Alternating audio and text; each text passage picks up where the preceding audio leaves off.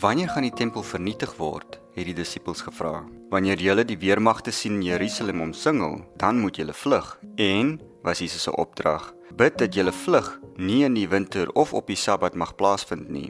Winter sal vriesend wees en die Sabbat, God se heilige dag, is 'n tyd vir rus en gemeenskap met medegelowiges. Bid dat julle nie hoef te vlug tydens hierdie tye nie.